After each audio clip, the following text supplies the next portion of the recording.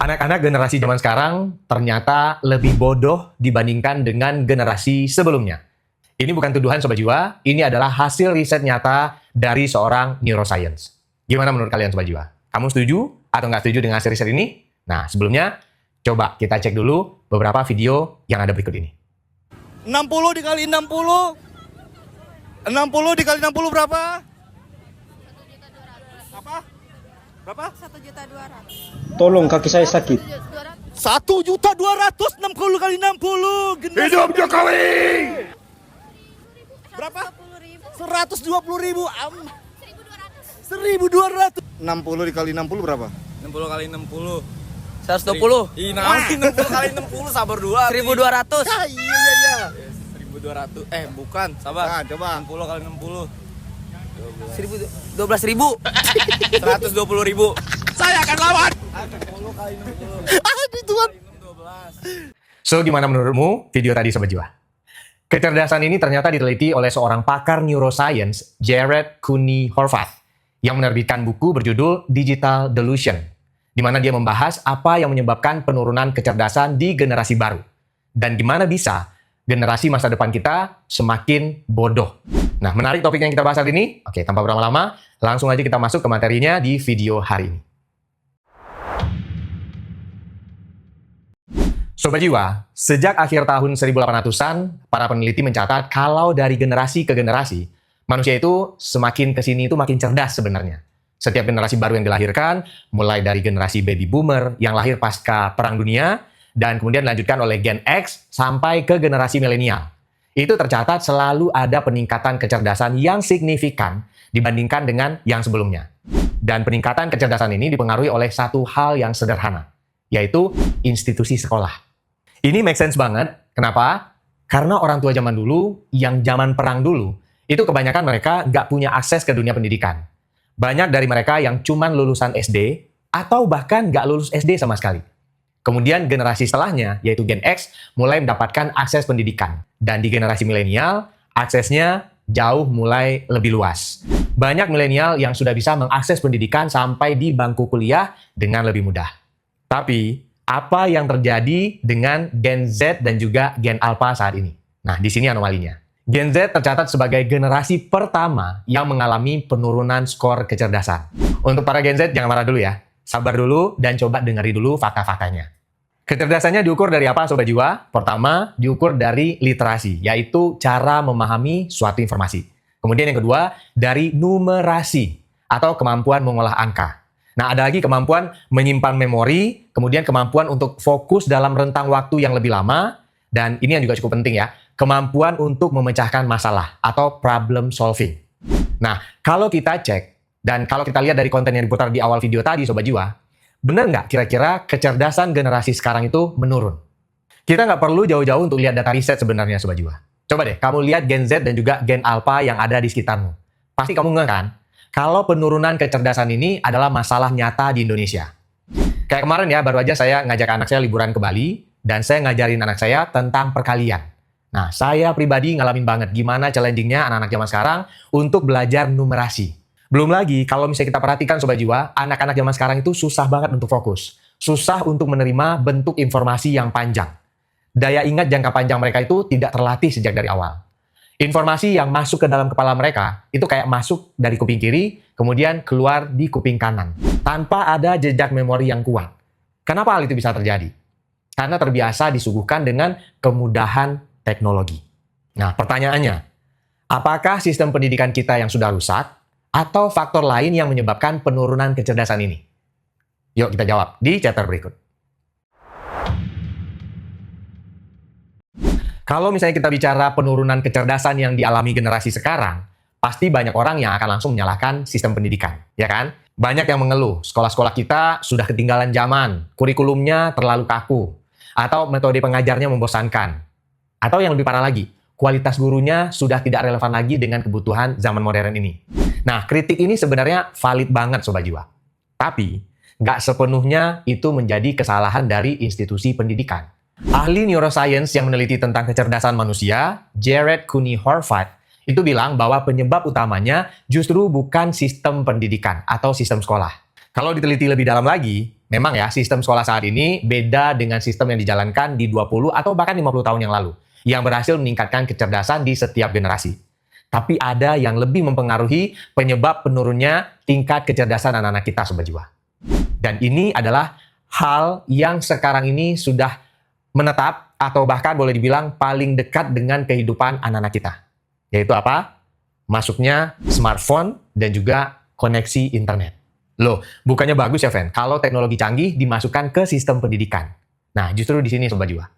Penelitian global menunjukkan sebuah pola yang sangat konsisten dan juga mengkhawatirkan.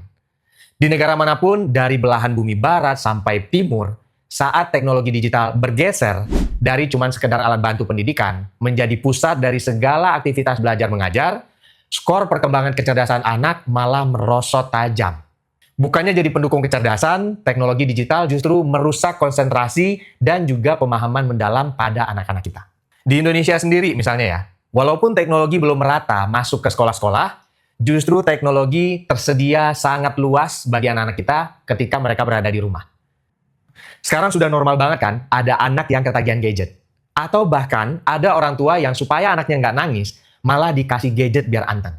Nah, kebiasaan inilah yang justru merusak kecerdasan anak bangsa. Rumah yang seharusnya jadi tempat yang aman untuk perkembangan mental anak, untuk mengasah kemampuan sosial anak, sekarang kita bisa lihat, berubah menjadi lingkungan yang sudah tidak terkoneksi. Kenapa? Karena orang tuanya sendiri pun kadang sibuk dengan gadgetnya sendiri pada saat ada di rumah.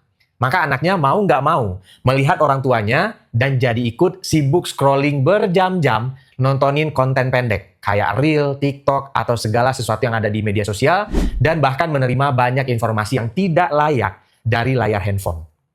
Akibatnya gimana? Yang kita saksikan di Indonesia hari ini adalah generasi yang jago mengoperasikan handphone tapi lumpuh secara mental ketika harus memproses informasi atau pembelajaran yang membutuhkan fokus lebih. Dan yang lebih berbahayanya lagi, ini bisa mengubah cara kerja otak mereka ke arah yang lebih parah. Sobat Jiwa, untuk benar-benar paham gimana teknologi bisa merusak otak anak-anak kita, nah kita perlu paham juga gimana cara kerja otak manusia itu. Otak kita itu kayak organ yang sangat aktif, Sobat Jiwa. Sama kayak otot ya. Analogi gampangnya gini, kalau misalnya kita jarang olahraga, maka otot kita itu pasti kendor, ya kan? Nah, karena kendor dan jarang terlatih, kita jadi susah sekali pada saat harus membawa beban berat. Atau misalnya harus jalan kaki dalam jarak yang jauh. Nah, sama juga dengan otak. Kalau otak kita jarang dilatih karena kemudahan teknologi, maka saraf-saraf yang ada di otak jadi kendor dan fungsinya sudah pasti menurun. Contoh nyatanya nih ya, nah buat yang segenerasi sama saya, itu boleh nanti kasih komen ya. Kira-kira sama nggak? Coba ingat-ingat lagi Sobat Jiwa. Waktu zaman dulu itu, waktu kita masih pakai telepon rumah, kita cuma bisa simpan nomor telepon itu di buku telepon atau kalau nggak di memori otak kita. Ya nggak? Nah, berapa banyak dari kamu Sobat Jiwa yang masih ingat dengan nomor telepon rumah atau nomor handphone pertama kamu dulu? Oke, coba yang masih ingat, kasih komentar di bawah. Nah, dengan teknologi yang ada sekarang, dengan segala kemudahannya untuk menyimpan informasi, itu yang membuat fungsi otak kita jadi teralihkan Sobat Jiwa. Ini cuma memang salah satu contoh aja ya. Bukan berarti kita harus ngafalin semua nomor handphone yang ada di kontak kita. Bukan gitu Sobat Jiwa, tapi ini salah satu contoh aja. Nah, contoh lainnya adalah gini, yang lebih nyata di dunia kita saat ini. Yaitu adalah kita terbiasa menerima informasi tanpa mempertanyakan apakah informasi tersebut benar dan juga valid. Mau itu di Google, mau itu di portal berita, atau di sosial media, karena kita sudah terbiasa menerima informasi secara instan, maka otak kita jadi kehilangan kemampuannya untuk memproses informasi tersebut. Dan dampaknya yang sering terjadi apa? Setiap kali kita melihat postingan di sosial media, banyak dari kita semua yang gampang sekali untuk terpancing emosinya. Tanpa ada jeda untuk mempertanyakan lebih dulu, apakah informasi itu benar atau enggak. Dan hal-hal inilah yang perlahan mengikis kemampuan otak kita, Sobat Jiwa. Buat kita aja yang lahir di zaman teknologi masih jadul, dampaknya sudah segitu parah. Kebayang nggak gimana dampaknya ke anak-anak kita yang lahir sudah dengan segala kemudahan teknologi sejak mereka masih kecil. Inilah yang menjelaskan kenapa generasi muda, Gen Z dan juga Gen Alpha mengalami penurunan kecerdasan dibanding dengan generasi-generasi sebelumnya. Dan Sobat Jiwa, penurunan kecerdasan ini dampaknya semakin parah saat hidup kita dihantam oleh satu kejadian yang terjadi 5 tahun yang lalu, yaitu COVID atau pandemi.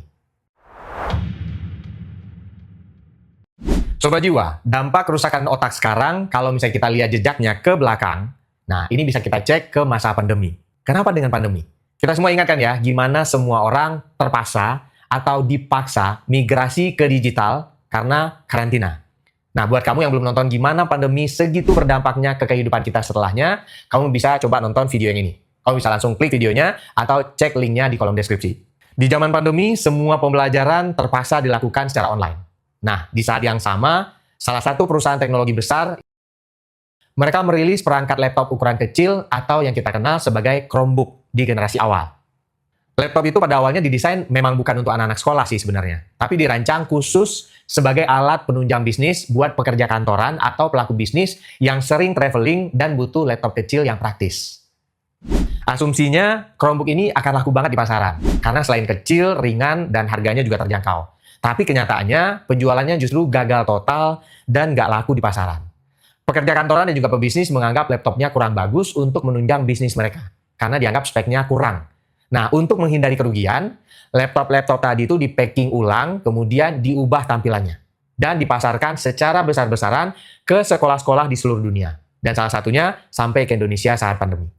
Nah, setelah masa pandemi, ketergantungan anak-anak kita terhadap gadget itu semakin menjadi-jadi, Sobat Jiwa.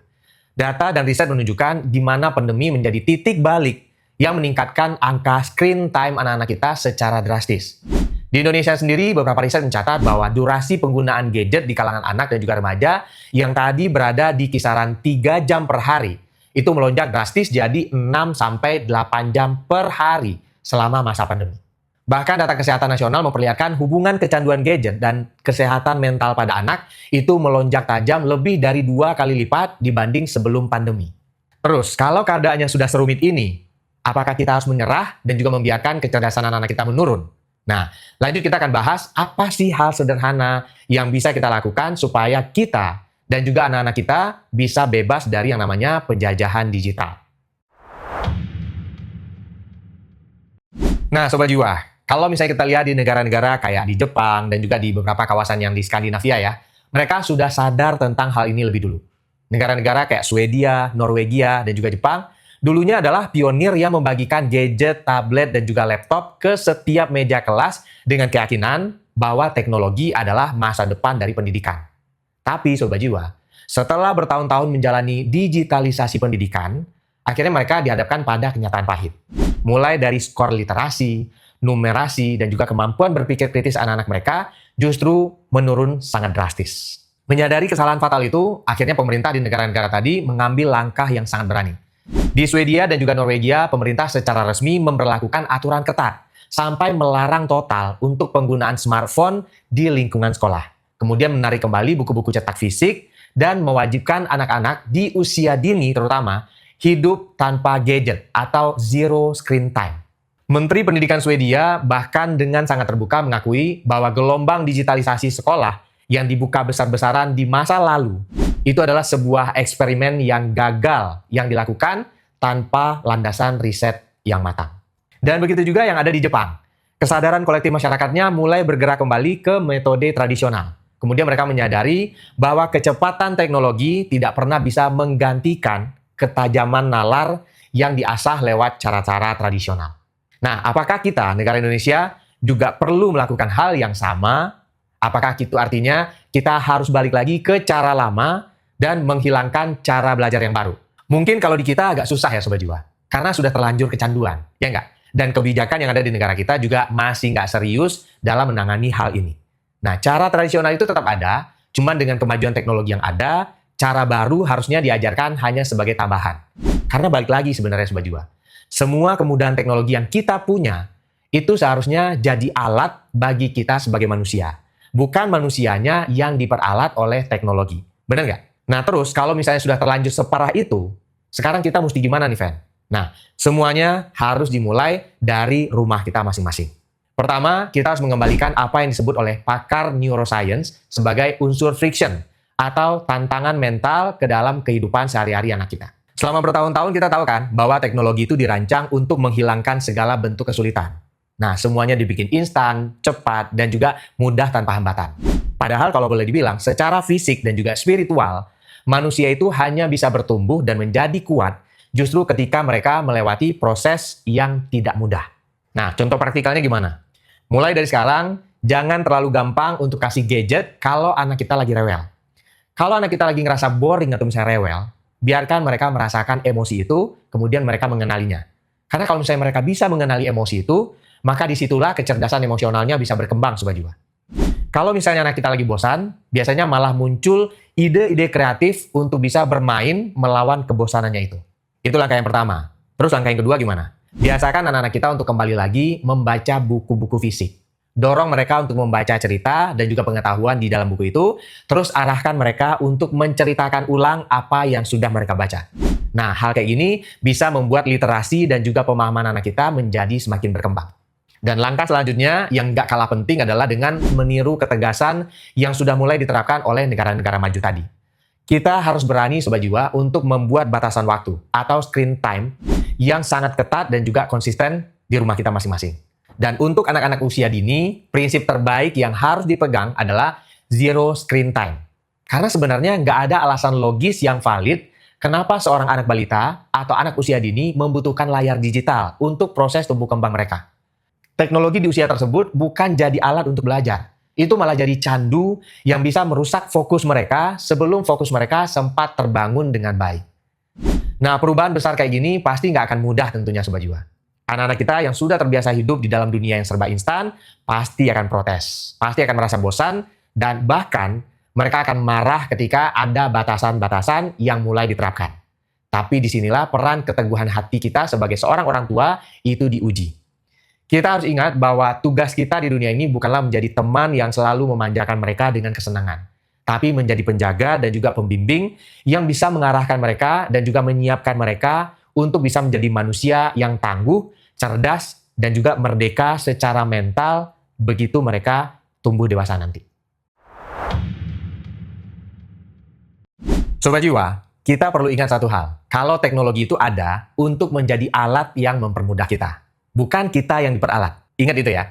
Nah, secara spiritual, perjalanan jiwa manusia bertumbuh melalui perjuangan, proses belajar, dan juga ketekunan. Bukan lewat jalan kemudahan yang disediakan oleh teknologi. Teknologi itu bisa banget kita gunakan sebagai alat untuk belajar. Iya, contohnya kayak gini nih. Pada saat kamu nonton video Langkah Jiwa ini sampai habis.